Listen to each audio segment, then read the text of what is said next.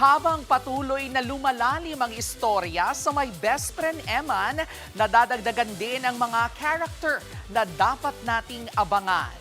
At live mula po sa Bulacan, nasa frontline ng balitang yan, si MJ Marfori. MJ, balita namin, may exciting news mula sa set ng My Best Friend Eman. It's a kapatid crossover. Dahil ang isa sa paborito niyong Dabarkads na si The Clones Alum Ruel Carino, hindi na lang official soundtrack singer ng My Best Friend Eman. Special guest na rin siya. Ibang level na talaga. My role is as Ruel. Ruel din. I am the stand-in, kumbaga student teacher intern ni Miss Priscilla in her absence. In my heyday, young girls were to me. Tinaguri ang Nat Monroe of the Philippines ang 15-year-old na si Ruel dahil sa kanyang deep voice. Ang lolo raw niya ang nag-impluwensya sa kanya na makinig sa The Man with a Golden Voice. Ito rin ang rason kung bakit siya umani ng napakaraming fans sa Eat Bulaga. At hindi lang sa mga senior citizen patok si Ruel ha, kahit nga mga Gen Z.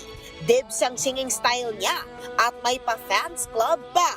Natutuwa naman po ako na yung mga kaedaran ko, 13, 14, 15, up until mga 25, 30. They still like listening to me. Bunso si Ruel sa tatlong magkakapatid at noong siya ay 6 years old, na-diagnose na siya na may Attention Deficit Hyperactivity Disorder o ADHD. Pero hindi raw ito naging hadlang kay Ruel kahit kailan.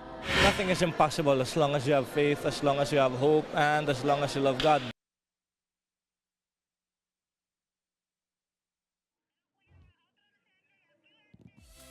Yes, eto na nga no, makakasama natin live na rin syempre ang bida ng My Best Friend Eman, JM De Guzman. Si Mateo is here, Jervy. At syempre, napakalaki nga ng mga eksena nangyayari at nakita nyo na kanina kung sino ang special guest na aabangan. Marami pa. Okay ka lang ba? Hindi. Ano nangyari? Anong pasilip natin? Bakit ganito kalaki ang eksena? Yun nga eh. Gusto ko sanang sabihin na sa inyo pero kailangan yung manood. Dahil isang malaking eksena yung ginagawa namin dito, isang malaking pasabog sa storya at sigurado ako magugustuhan nyo. Balita ko may mga darating, may mga mawawala, ano pa? May darating, may mawawala, may mangyayaring sasabog sa mga buhay ng mga karakter na sinusundan nyo po sa My Best Friend Eman. Grabe. Nakikita nyo naman po mga kapatid, gaano kalaki ang dedication ni JM De Guzman dito bilang si Mateo. And I just want to say congratulations. Anyayahan mo naman lahat na panoorin ng My Best Friend Eman. Yun po, sana po manood kayo ng My Best Friend Eman, Lunes hanggang Biyernes after po ng Secret in Prague. Thank you so much, JM. At after nito ha, sasabak na ulit sila sa matinding eksena dito sa Bulacan. Anyway, yan muna ang latest mula rito. Back to you, Jervy, dyan sa studio. MJ, excited na kaming makilala ang mga bagong characters. Maraming salamat. Mga kapatid, Jervy Wrightson po. Eto na nga.